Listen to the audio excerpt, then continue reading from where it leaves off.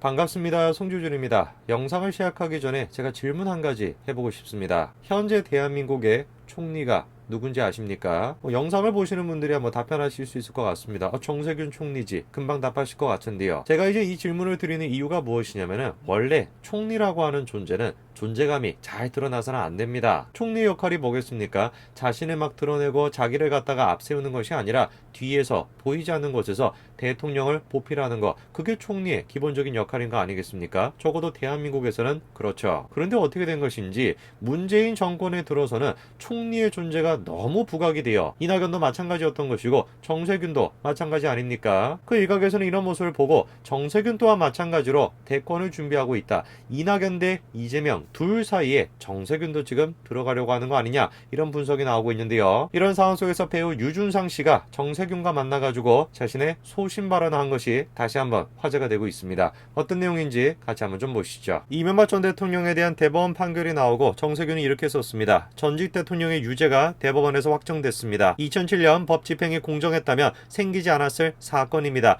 왜 지금 검찰개혁이 필요한지 잘 증명하고 있습니다. 정세균이 지금 뭐라고 얘기하고 있습니까? 검찰개혁이 필요하대요. 그런데 그 검찰개혁이라고 하는 명목하에서 한동훈이 됐건 윤석열 검찰총장이 됐건 얼마나 많은 사람들이 좌천됐습니까? 그런데 이명박 전 대통령에 대한 구속에 결정적인 역할을 한 사람들이 누구예요? 그 좌천된 사람들이에요. 말이 앞뒤가 안 맞는 소리를 하는 것이죠. 그 이상하죠? 지금까지는 그래도 상식적인 발언을 하시고 조금 조용히 계셨던 분이 왜 갑자기 이런 식의 지금 말도 안 되는 얘기를 또 꺼내냐? 이유가 간단한 거 아니겠습니까? 차기 대권 후보로서의 자신의 입지를 다지고 싶은 거겠죠. 자, 지금 여의도에서는 정세균 총리에 대해 가지고 여러 가지 이야기가 나오고 있는데요. 한마디로 정세균계가 움직이고 있다라는 것이죠. 정세균이 결단을 하면은 이재명, 이낙연, 양강 구도가 깨질 수도 있다라는 것이죠. 자, 그래서 왜 이런 얘기가 나오는지를 보니까 지난 26일 아침 여의도 모처에 민주당 의원 40여 명이 모였는데 광화문 포럼이라고 하는 의원 공부 모임 행사에 모였던 것이죠. 근데 이 광화문 포럼이라고 하는 것이 무엇이냐? 정세균이 의원 시절에 직접 만든 서강 포럼의 후신입니다.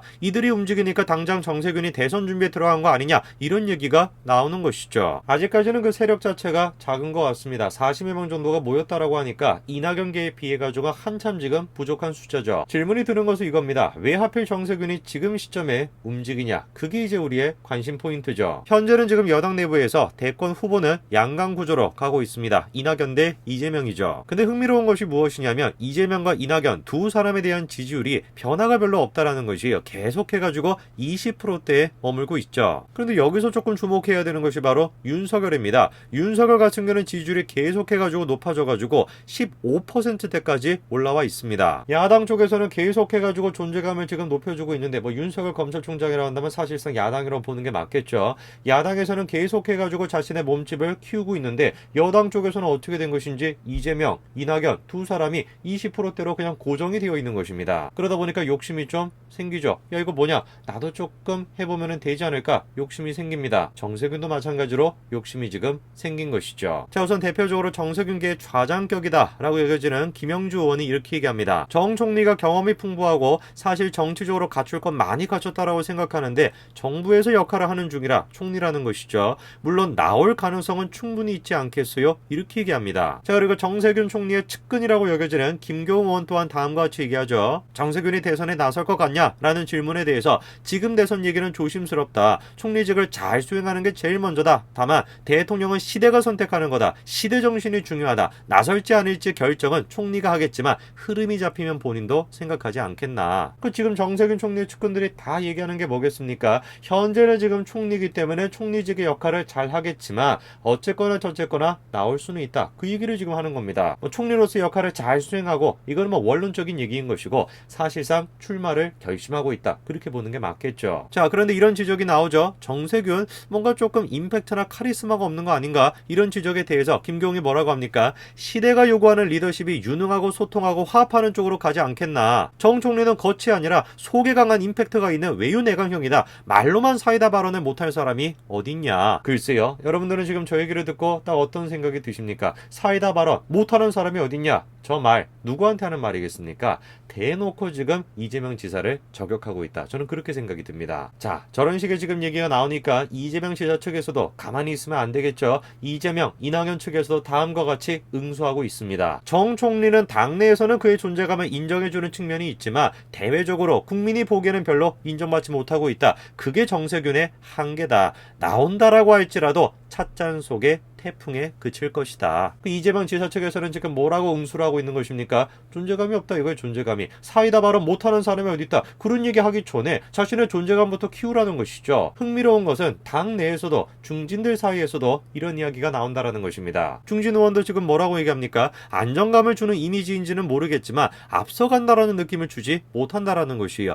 스타일이 구식이고 이 시대의 정치 문화를 잘 못 읽는다라는 거죠. 그러면서 이낙연 대표가 흔들린다라고 할지라도 기회가 정세균한테 갈 것 같지는 않다라는 겁니다. 그 이재명 쪽에서는 지금 정세균에 대해 가지고 존재감이 없다. 나온다 할지라도 찻잔 속에 태풍이 될 것이다. 그렇게 지금 얘기하고 있고 중진 의원들도 지금 뭐라고 얘기하고 있습니까? 이낙연이 아무리 흔들린다라고 할지라도 정세균이 될 것 같지는 않다. 정세균은 좀 구시대적이다. 구식이다. 이렇게 지금 얘기를 하는 겁니다. 근데 정세균 의원이 노력은 굉장히 많이 하시는 것 같아요. 일전에 아마 기억나실 겁니다. 배우 김수로 씨가 이낙연 대표 앞에서 이 코로나19 때문에 지금 문화계가 다 죽어가고 있다. 제발 조금 어떻게 조치를 좀 취해달라. 그렇게 하소연을 하지 않았습니까? 그런데 그렇게 문화인들과 만나는 자리에 이낙연 대표가 지난번에 갔고 이번에는 또 정세균이 갔다라고 합니다. 자, 지난 29일입니다. 코로나19 극복을 위한 예술계와의 대화라고 하는 주제로 예술인들이 이렇게 참석을 했는데 배우로는 유준상 씨가 참석을 했고 정세균도 마찬가지로 참석을 했습니다. 흥미로운 것은 지난 또 20일에는 누가 또 참석을 했습니까?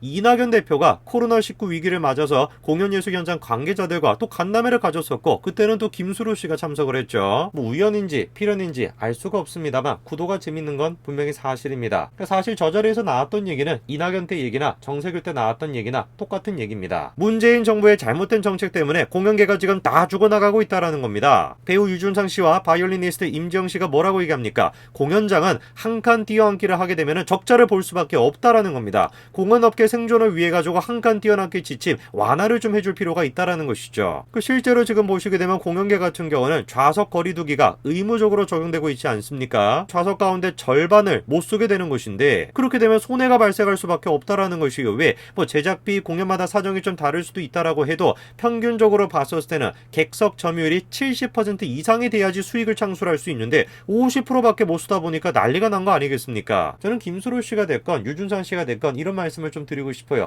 그분들이 갖고 있는 정치적인 색깔 그거는 제가 잘 모르겠습니다만 이거는 분명히 좀 기억을 하셔야 된다. 문재인 정부는 지금 공익이라고 하는 거를 앞세워서 개인의 기본권을 침해하고 있습니다. 가장 개인의 기본권, 자유권을 침해하고 있죠. 물론 정말로 공익이 앞세워져야 되는 경우라고 한다면 개인의 기본권이 침해가 될 수도 있겠죠. 사회적으로 공론화가 만들어져가지고 개인의 기본권이 침해가 되는 거를 받아들일 수도 있을 겁니다. 그런데 문제는 무엇이냐? 정말로 공익이 앞세워져야 되는 경우가 아니다라는 것입니다. 사실상 그렇게까지 할 필요가 없음에도 불구하고 과장된 불안감, 과장된 공포 그런 거를 기반으로 해서 자신의 정치적인 목적을 달성하기 위해 가지고 공익이라고 하는 허울을 지금 앞세우고 있는 것이죠. 정말로 공익을 생각하는 사람이라고 한다면 지금의 잣대와 백신의 경우와 똑같은 잣대로 움직여야 될 것인데 백신에 적용되는 공익과 코로나에 적용되는 공익이 다르지 않습니까? 유준상 씨나 김수로 씨가 어떤 정치적인 색깔을 갖고 있는지는 제가 모르겠습니다만 꼭 기억을 하셔야 됩니다. 문재인 정부 하에서는 개인의 자유가 침범이 될 수밖에 없는 것이고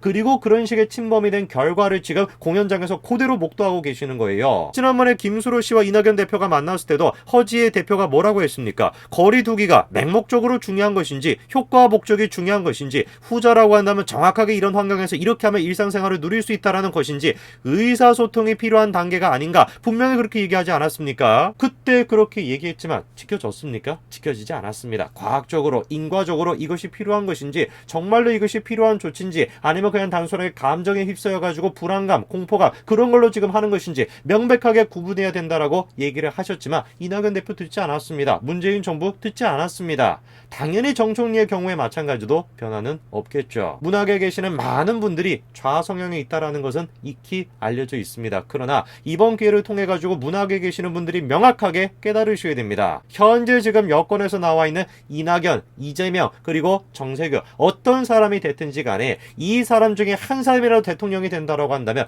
여러분들이 지금 목도하시고 계시고 여러분들이 지금 경험하고 계시는 그 지금 공연계의 현실을 그대로 다음 세대도 똑같이 물려주는 꼴밖에 안 되는 것입니다. 우리 이 악순환을 끊어야 되는 거 아니겠습니까? 문화계가 앞장서가지고 이 악순환을 끊어야 됩니다. 그렇게나 자유를 위해서 투쟁하고 그렇게나 자유를 위해서 목소리를 높이고 노래를 하고 계시는 문화계 여러분들이야말로 현재 지금 정세균이 됐건 이낙연이 됐건 문재인이 됐건 이재명이 됐건 이 사람들의 실체를 똑똑하게 인식을 하셔야 됩니다. 유준상 씨가 됐건 김수로 씨가 됐건 이번 기회를 통해 가지고 저들의 실체를 정확하게 아셨기를 제가 다시 한번 기도해 봅니다. 오늘까지 말씀드리겠습니다. 감사합니다.